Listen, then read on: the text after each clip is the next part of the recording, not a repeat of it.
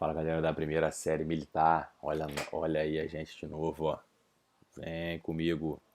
Galera, hoje a gente vai trabalhar com vocês o módulo 6, tá? O módulo 6 aí, ainda falando sobre geofísica, não pode esquecer isso, tá? Esse conteúdo aí, tipos de solo no mundo e no Brasil, ele está presente na sua apostila, é um módulo longo, então o ideal é que você tenha aí atenção, por quê? Para facilitar, né, o teu caminho aí na hora de estudar, na hora de acompanhar as aulas ao vivo, na hora de fazer as avaliações e o principal, na hora de responder a questão, né, na sua prova militar que vai chegar aí o mais rápido possível para você. No caso da matéria de solo, ela tem uma particularidade, é que muitos de vocês não lembram de nada do que viu dessa matéria anteriormente, né? Geralmente essa matéria é trabalhada lá no sexto ano do ensino fundamental e geralmente a galera não tem muita lembrança desse conteúdo. Portanto, é uma matéria que é um pouco complicadinha da gente trabalhar, mas não tem mistério. Vem comigo que eu vou te explicar, beleza? Então, ó, mais uma vez aí, bom dia, boa tarde, boa noite, dependendo da hora que você estiver assistindo aí na sua casa, no seu aparelho celular, no seu tablet, no seu computador, qualquer aparelho que você esteja na condição de estar, né, portando, né, de ter adquirido. Eu sou o professor Pedro Gabriel, não estou na condição, mas estou aqui contigo, beleza? Então, ó, não estou na condição, mas estou aqui trabalhando com você, beleza? Então, ó, tu tem aqui inicialmente aí como conteúdo introdutório, né, uma diferenciação entre o estudo dos solos, né? Nós temos o estudo dos solos associado ao que a gente chama de pedologia e também o estudo de solos associado ao que a gente chama de edafologia. Qual é a grande diferença? A pedologia, ela trabalha aí aspectos do solo, né, relativo a estudo, a construção civil, relativo ao uso do solo para construções, né, para ocupação humana, para que você caminhe sobre ele, utilize o solo como forma básica, né, como base para estruturar, né, como suporte para tudo que vive, né, desse solo, beleza? E a edafologia, né, é uma forma de estudar o solo mais associada à agronomia. Né? Você estuda quimicamente o solo, quais são os elementos, quais são as características, para que dessa forma seja possível melhorar a agricultura, melhorar a produção agrícola, esse tipo de coisa. Tranquilo? Então, a primeira coisa que a gente tem que saber é diferenciar a pedologia da edafologia. E aí, como exemplificação para você, você tem essa imagem aí maravilhosa, ó, mostrando para você, parece aí, ó, poxa, PG, não estou conseguindo enxergar o que tu falou não. Cara, primeiro, tu tem que enxergar, tu consegue enxergar claramente aí que tem camadas diferentes no solo, beleza? Você tem uma camada mais abaixo, né, mais pedregosa, você está conseguindo ver isso. Aí você tem uma camada mais rósea, uma outra camada mais alaranjada e uma outra camada mais cinza, né? Você consegue ver isso aí. Isso nós chamamos de perfil de solo. E cada camada dessa daí nós chamamos de horizonte do solo. Mas peraí, PG, o que é isso? Vai aparecer lá na frente, não fica nervoso não. Calma que o Brasil é nosso, beleza? Vai aparecer, a gente vai explicar para você.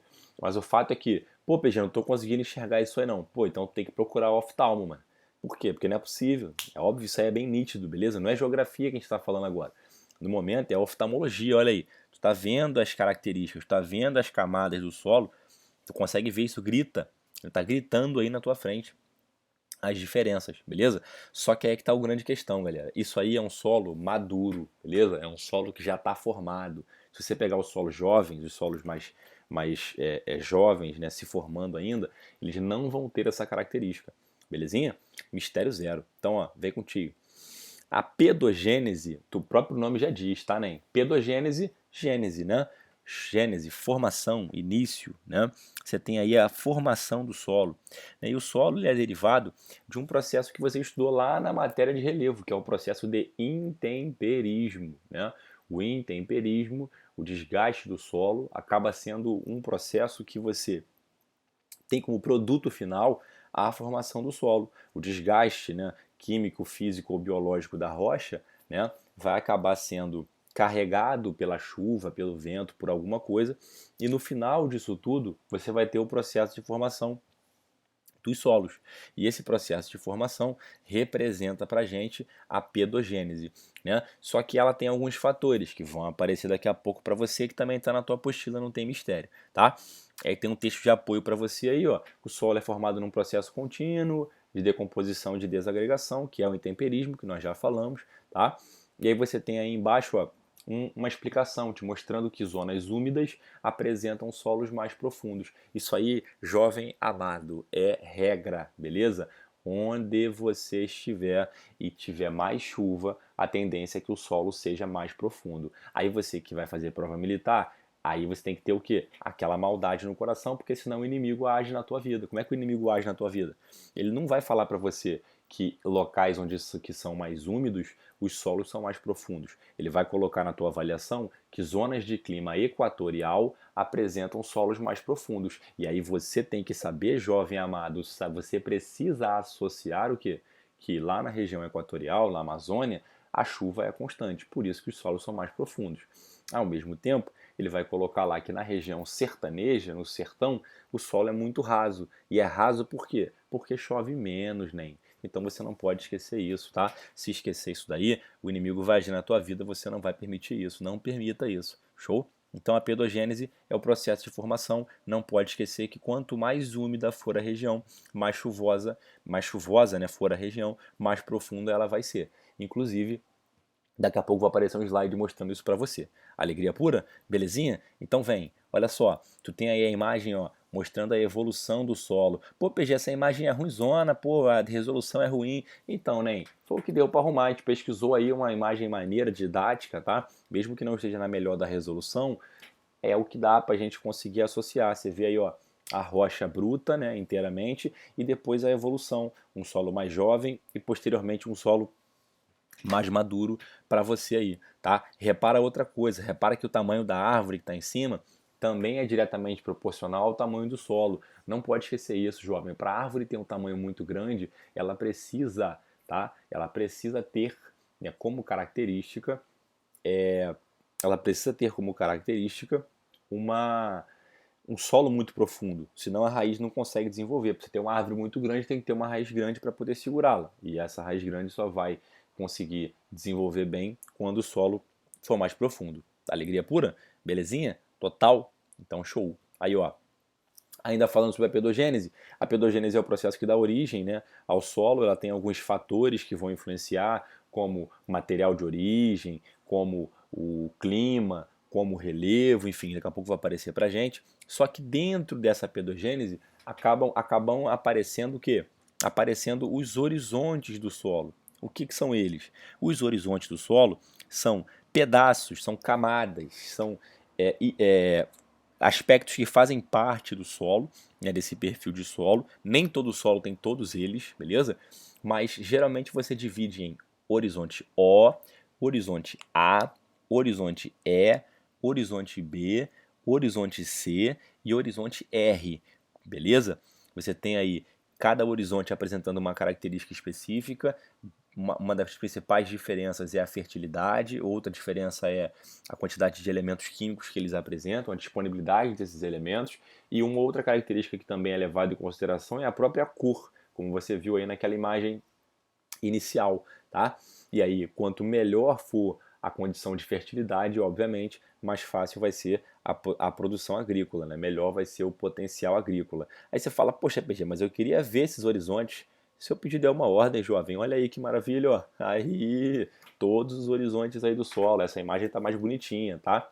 Tá faltando aí o horizonte E, por quê? Porque nem todo livro coloca. Ué, PG, mas a minha apostila coloca o horizonte E. Ué, beleza, ela coloca o horizonte E, mas nem todo livro trabalha com o horizonte E, não.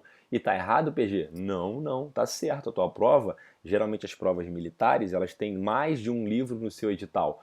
E aí você pode ter tanto um quanto o outro. Pô, mas aí fica difícil, PG. Ué, mas a vida é assim, né? A vida é assim, tu vai fazer o quê? Vai desistir? É claro que não, tu vai continuar trabalhando, vai continuar tentando, vai continuar desenvolvendo. Show ou não?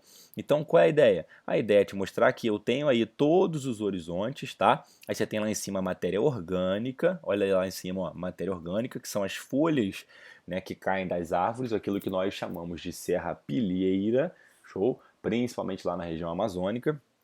Você tem isso, tá? As folhas caem e aí fica aquele grande pacote de folhas, né? Abaixo, né, das árvores, formando aí só matéria orgânica, beleza?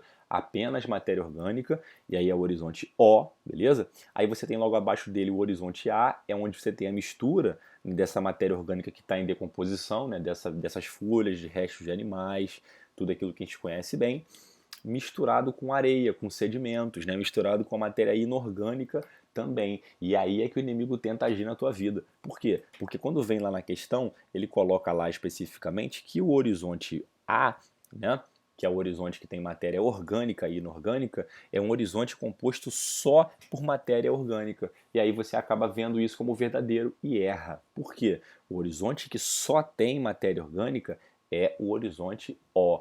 E o horizonte que apresenta maior quantidade de matéria orgânica, mas também tem matéria inorgânica, é o horizonte A. Então tem uma diferença aí, tá? No primeiro horizonte só tem matéria orgânica e no horizonte A tem uma mistura, né, da matéria orgânica com a matéria inorgânica. Por isso que o horizonte A é muito importante, porque é nele geralmente que a gente constrói, que a gente planta. Tu não planta em cima das folhas, tu não constrói a tua casa em cima de um pacote de folhas, beleza?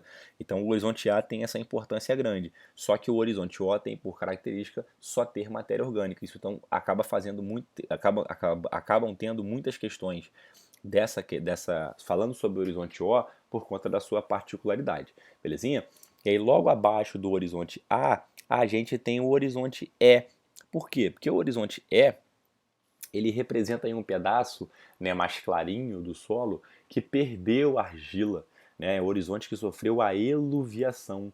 O que é eluviação? Eluviação é a perda, a remoção da argila. Quando chove e a água vai infiltrando, ela vai carregando a argila. Por isso que esse horizonte ele perde essa argila e fica bem amarelado. Show? E essa argila toda vai se acumular no horizonte B. Por isso está escrito na tua imagem aí, ó, horizonte B, zona de acumulação. É a zona de acumulação de argila. E aí o que acontece, galera? Nessa parte aí do horizonte é onde nós temos uma grande importância. Por quê? Quanto mais argila tiver o solo, maior é a sua fertilidade. E por isso a gente vai ter uma grande importância. Solos com grande horizonte B são solos mais férteis. Solos com pouco horizonte B ou sem horizonte B são solos pouco férteis. Belezinha? Show. Outra coisa importante, o horizonte B é muito usado para você descobrir qual é o solo. A gente chama isso de horizonte diagnóstico. Quando você quer saber que tipo de solo tem naquele espaço, você utiliza o horizonte B para poder descobrir. Alegria? Aí você tem também aí, ó, no horizonte C, né, os materiais provenientes da rocha-mãe representam fragmentos grandes de rocha, beleza? Não é mais a rocha inteira, já foi quebrado, já foi intemperizado. Surgiram ali pedregulhos, vamos colocar assim, né? Pedaços de rocha que a gente chama de rocha inconsolidada, né? Pedaços que se fragmentaram da rocha mãe. Isso caracteriza para a gente aquilo que a gente chama de regolito, R-E-G-O, lito, regolito, a rocha inconsolidada. Alegria pura? Belezinha? E aí, ó, iniciando a composição do solo, nós temos aí partículas minerais, né, que são, né, aquelas, por exemplo, a areia, né, a argila, partículas minerais. Nós temos a matéria orgânica, que são restos de animais e vegetais, né, que foram decompostos ao longo do tempo. Nós temos a água, né, que fica dentro do solo, né, fica nos poros, né, que geralmente se formam no solo, na porosidade, e aí solos mais porosos acabam tendo mais água, e isso faz com que você tenha, né, essa água tendo uma importância grande para o solo, porque quanto mais água tiver no solo, melhor é a condição agrícola, desde que não seja em excesso, tá? E no caso do ar, esse ar vai ocupar, né, os poros que não estão preenchidos pela água. Belezinha? Aí você tem uma evolução, ó, mais um exemplo aí evolutivo, ó, de como é que os agentes vão estar atuando na rocha-mãe para poder dividir essa rocha-mãe e a partir daí construir aí uma dinâmica de solos, né? E aí você tem algumas diferentes classificações de solo que tem na sua apostila. Os solos se classificam em zonais, né?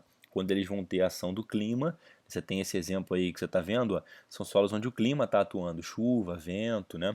E por isso que você vai ter a construção dos solos. Aí você tem alguns exemplos, né? Os latossolos, que são de climas quentes e úmidos, os solos podizólicos, né? O podizol, onde você vai apresentar aí climas mais temperados e frios, né? Os solos de paradaria ou brunizém, Brunizen, né, que são resultantes aí de um clima mais subúmido, né, um clima mais um clima um pouco menos chuvoso. Você tem o solo desértico, né, que é um clima que está associado a um clima muito árido, e você tem o solo de tundra, que é um solo muito frio, né? Um solo onde basicamente não tem nada a não ser gelo sobre ele.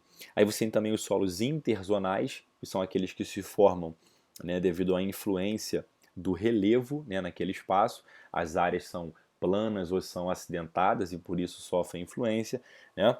E aí você tem como exemplo os solos hidromórficos, né, que são aqueles que alagam, os solos salinos, que são aqueles onde você tem uma grande quantidade de sal e também são zonas alagadas, perdão, são zonas que têm uma quantidade de sol e que têm baixa fertilidade, né, por conta, né, desse desequilíbrio, né, de ser um pouco salgado demais, e o grumossolo, que é proveniente aí, né, de uma topografia mais plana, de uma zona mais plana, né, de planícies, enfim, e geralmente apresentam mais argila e são um pouco mais férteis, além dos solos azonais, que são aqueles solos que são muito rasinhos, que basicamente não tem horizonte B, né, que são aqueles solos que não são bem desenvolvidos e apresentam aí como exemplo, né, os litossolos, né, aqueles solos com muitos pedregulhos, né, os solos pedregosos, os regossolos, que são aí encontrados em colinas, né, o nome é rego-solo associado ao regolito, os solos aluviais, que são aqueles que se desenvolvem na beira dos rios,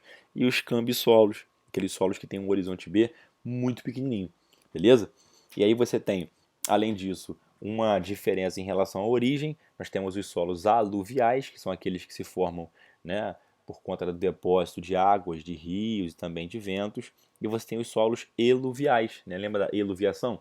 Então, os solos eluviais que acabam sendo influenciados pelo desgaste, né, da rocha de alguma forma, beleza? Alegria pura? Então, ó, os fatores de formação que nós já falamos, né, nós temos aí alguns fatores específicos, como por exemplo, né, da pedogênese, como por exemplo a rocha matriz, a rocha que vai dar origem ao solo. Essa rocha apresenta características e após essa decomposição e desagregação, ela empresta suas características para o solo. Exemplo prático: solos derivados de rocha magmática vão ser mais férteis, beleza? O clima interfere de que maneira? Conforme você tem a chuva, o vento, né, zonas mais úmidas, zonas mais secas, isso interfere na dinâmica de formação dos solos, por isso o clima é um fator importante. Além disso, você tem o relevo, né, que nós já falamos, né, tem até a ver lá com os solos interzonais. O relevo ele está associado aí a uma permissão, vamos colocar assim, para desenvolver o solo. Quando o relevo é muito acidentado, fica mais difícil promover, né, essa formação. Quando o relevo é mais plano, fica mais fácil. Os organismos, né, micro-organismos, bactérias, vegetais, né, todos eles atuam aí para conservar o solo. E o tempo é um fator fundamental. Quanto mais jovem é o solo, menos profundo ele vai ser. Quanto mais velho é o solo, mais profundo ele vai ser. Belezinha? E aí você tem um outro gráfico te mostrando. Esse gráfico caiu na prova do Enem, ele é muito famoso. E ele tem como característica assustar vocês. Vocês olham para o gráfico e não entendem nada do que está sendo mostrado ali. Eu só preciso que você enxergue aí o seguinte, tá, galera? Enxerga aí que você tem aí uma curva mostrando o nível de chuva, né, de precipitação, e você tem que reparar que quanto maior é a precipitação, maior é a profundidade do solo. Isso é evidenciado pelo quê? Pelo nível de chuva. Quanto mais chuva, maior a filtração da água, maior o intemperismo, maior você tem o processo de formação do solo. Alegria? E aí, ó, no caso do solo, ele apresenta aí entra uma outra parte da matéria que não fala especificamente do solo, mas fala sobre consequências do solo, e a primeira delas é a erosão. Por quê? Porque conforme esse solo vai ficando muito exposto à chuva ou à própria ação do homem, queimada, desmatamento, ele acaba apresentando algumas características diferenciadas, acaba ficando pobre, né, de alguma forma. Ou você retira os nutrientes do solo, ou porque você fez cortes no solo, ou porque você prejudicou o solo de alguma forma. E aí existem técnicas para que você evite esses problemas. Existem técnicas para que você não prejudique tanto o solo, para que você consiga ficar, né, permitir que ele desenvolva mais tempo, que ele fique mais tempo e que ele permita uma produção agrícola mais fácil, né? E ocupação humana também. Primeiro tipo é o terraceamento, que você está vendo aí. É quando você constrói terraços, né, muito comum em regiões de montanha, né, na Ásia especificamente, é quando você tem um terreno muito íngreme, né, um morro, uma montanha, e aí você faz cortes no solo, né, formando degraus para evitar, né, a velocidade da água, para reduzir a velocidade da água. A água está vindo e ao chegar nos degraus ela vai se acumular, beleza? Não vai passar rápido, não vai erodir muito rápido aquele solo. Então o terraceamento é para você construir terraços, fazendo cortes para evitar para reduzir a velocidade da água. No caso das curvas de nível é algo bem parecido. Você vai fazer o arado do solo, só que aí você segue as linhas de altitude, né? Ou seja, você faz cortes no solo, geralmente você utiliza isso aí quando o terreno ele tem uma declividade, né? Ele tem uma descidinha, vamos colocar assim, só que não significa que é um morro, é só uma zona que parece plana, mas tem ali um escoamento da água mais veloz, muito parecido com as ruas onde nós moramos. Às vezes a rua dá a entender que ela é plana, não é morro, mas ela tem ali uma subida ou uma descida quando você olha para o horizonte. E isso aí está associado ao processo de curva de nível. Por quê? Quando eu tenho terrenos assim, a água escoa com velocidade. Como é que eu faço para corrigir isso? Eu corrijo, né, plantando em zonas, né, onde eu utilizo um corte no solo para seguir a altimetria. Vai aparecer na imagem, daqui a pouco você vai ver. A associação de cultura, que muita gente confunde com rotação de cultura, né? Rotação é uma coisa, associação é outra. A associação de cultura ocorre quando você planta junto com leguminosas, né? Por quê? Porque ela fixa o nitrogênio, então você consegue desgastar menos o solo, beleza? Você aprende isso lá em biologia, lá em ciências, né? Quando você planta uma leguminosa, ela naturalmente fixa o nitrogênio do ar, né, no solo, e isso permite aí permite um desgaste menor no solo, permite que você reduza seus gastos e consiga produzir cada vez mais. Aí você tem o exemplo do terraceamento, né, a construção de terraços, beleza? Você tem o exemplo aí das curvas de nível, ó. Você repara que o terreno é acidentado, mas não tanto quanto uma montanha, né? Então você faz essas ondas aí para reduzir a velocidade da água.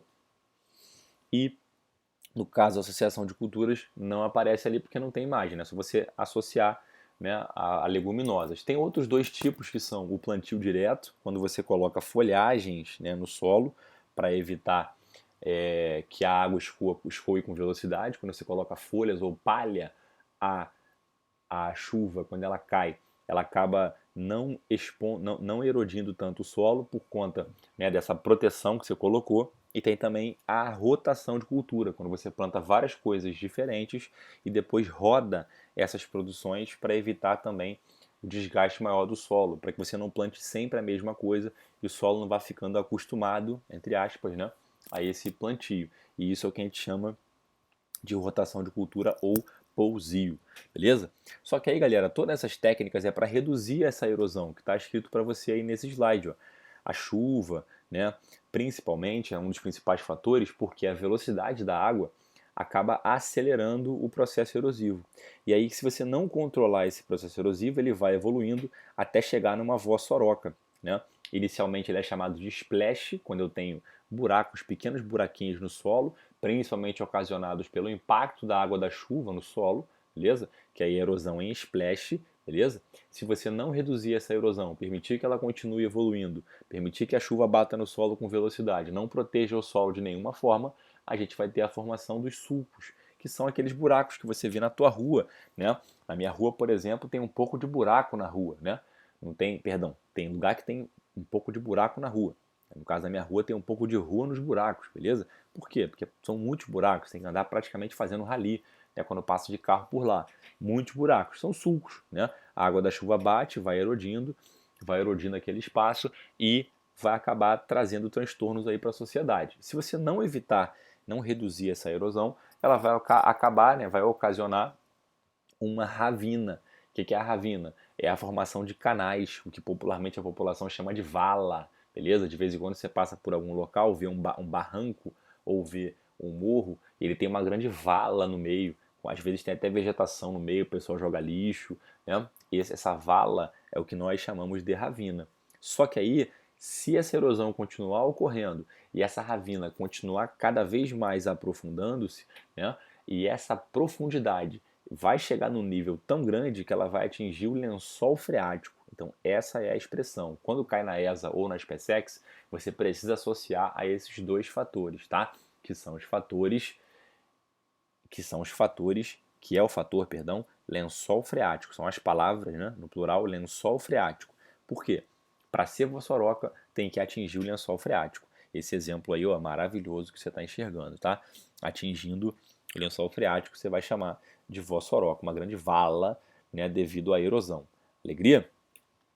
E aí você tem alguns solos notáveis no mundo, né? Você tem o solo Less, né, que é encontrado principalmente na China, beleza? Você tem lá, né, ao longo do Rio Amarelo, o rio vai passando e vai depositando os sedimentos, né? Um solo que tem uma boa fertilidade, ou seja, facilita a produção agrícola. O solo Chernozem, né, que está associado aí à Ucrânia, né, o leste europeu, são chamados de solos negros porque ele tem muita matéria orgânica, então ele acumula essa matéria orgânica e por isso é muito fértil, também muito fértil, usado muito para a produção de trigo, porque o trigo é algo que dá muito dinheiro, é a produção agrícola que dá mais dinheiro, tá?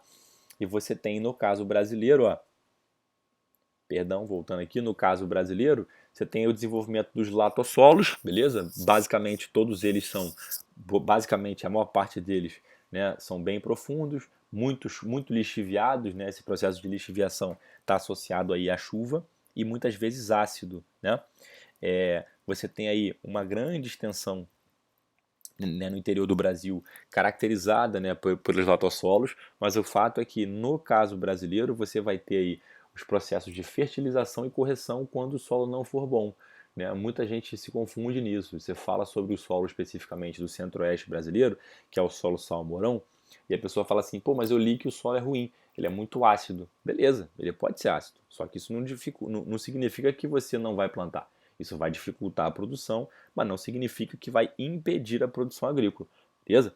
Portanto, aí, ó, 4 tipos de solos, né, no Brasil, especificamente falando, né? Tem até mais um também que é famoso, que é o terra preta, né? Mas basicamente você tem terra roxa, massapê, salmourão e solos aluviais, tá? Primeiro, o terra roxa, ó, ele envolve aí, né, uma região, né, aqui do sudeste brasileiro. Você aprendeu isso aí na aula de história. Você aprendeu na aula de história que apenas duas capitanias prosperaram: o solo Massapê e o solo Terra Roxa, né? Duas capitanias prosperaram, perdão, a capitania de São Vicente e a capitania de Pernambuco. E aí, no caso, a capitania de São Vicente está associada ao solo Terra Roxa e a capitania de Pernambuco ao solo Massapê. O professor de história coloca isso no teu caderno, porque os solos são muito férteis, né? No caso do Terra Roxa, ele foi derivado de derrames basálticos, né? Ele foi derivado de erupções vulcânicas que aconteceram lá atrás, né, no nosso planeta. Por isso que você tem aí o solo Terra Roxa, uma extrema fertilidade, beleza? Na verdade, o solo deveria ser chamado de terra roja, né, em vez de terra roxa, porque seria avermelhado, só que, né, os portugueses erraram a tradução e aí ficou terra roxa, tá? Aí você tem encontrado em Goiás, Minas, Mato Grosso do Sul e São Paulo, e também, né, faltou aí, né, uma parte da região sul, especificamente o Paraná. E depois você acrescenta aí no seu caderno, abençoado. Aí você tem aí originado, né, de decomposição do basalto, né, nós já falamos, derrames basálticos que ocorreram lá na era Mesozoica. Você tem aí como segundo exemplo o solo salmourão, que é um solo muito característico do centro-oeste brasileiro, tá? Ele não tem a mesma quantidade de chuvas, né, da região amazônica, portanto ele é ácido, por quê? Porque existe uma variação, né, variação de chuva. Tem épocas do ano que chove muito, tem época do ano que chove pouco. Então essa variação acaba trazendo, né, como consequência uma acidez maior do solo, o que a gente corrige, né, com uma técnicazinha chamada de calagem, adicionando cal no solo para evitar, né, para reduzir, né, essa acidez, né, para melhorar, né, para equilibrar esse pH e facilitar a produção agrícola. Aí você tem o solo Massapê, né, que é muito caracterizado lá, muito característico do Nordeste brasileiro, principalmente a faixa litorânea, né, um solo bem argiloso, né, que apresenta aí uma riqueza mineral grande e por isso a sua fertilidade. Foi muito importante naquele período histórico das capitanias, porque permitiu que Pernambuco, né, desenvolvesse mais do que outras capitanias. E aí, durante muito tempo, foi inclusive a capital, né, daquele período, a parte mais importante, o centro econômico financeiro daquele período. E aí você tem a atividade canavieira até os dias de hoje, perdurando por lá, assim como também a produção de frutas, né? A fruticultura irrigada que ocorre em vários pedaços na região Nordeste. Ele é muito caracterizado aí na faixa litorânea, por isso zona da mata, beleza? E aí, para terminar, os solos aluviais, beleza? Que são solos formados aí por conta, né, da sedimentação de rios, né, dos vales dos rios, né, na várzea, ou seja, nas margens dos rios, são geralmente um pouco férteis devido, né, a essa matéria orgânica que o rio carrega e também por conta da umidade, e é muito característico aí da região amazônica, né, por conta dos rios e também do centro-sul brasileiro. Belezinha?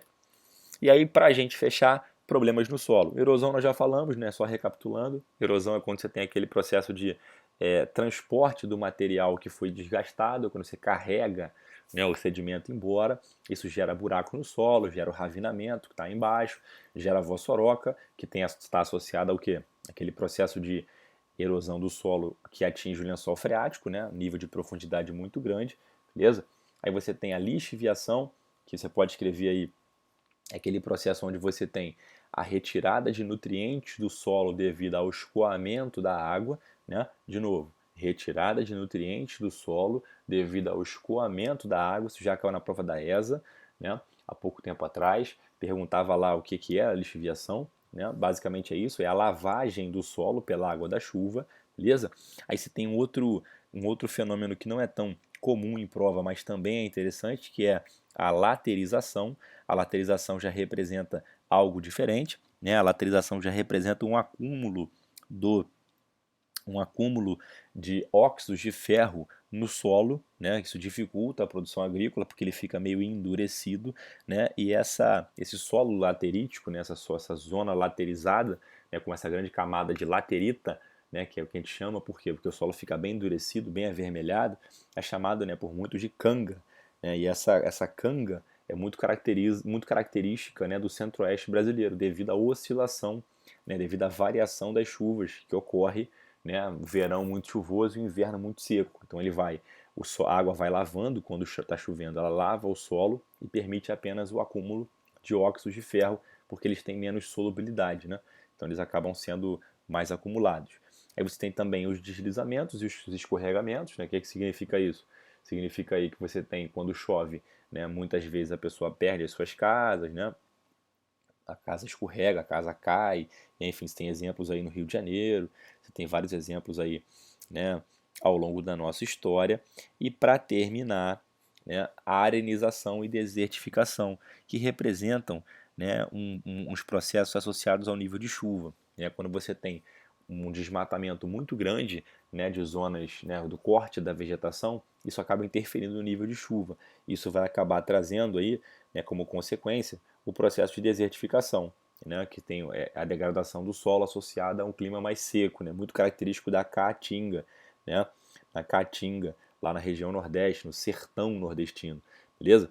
E também o processo de arenização, que muita gente confunde, mas no caso da arenização já é diferente. E quando você tem um processo de degradação associado a chuvas constantes, né?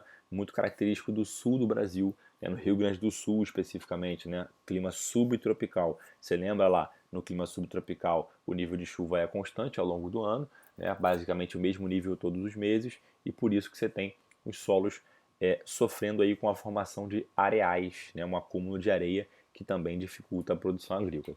Beleza, galera? Eu sei que esse tema aí é bem complicado, né? Muita gente tem dificuldade, mas qualquer dúvida a gente está aí para poder te ajudar, belezinha?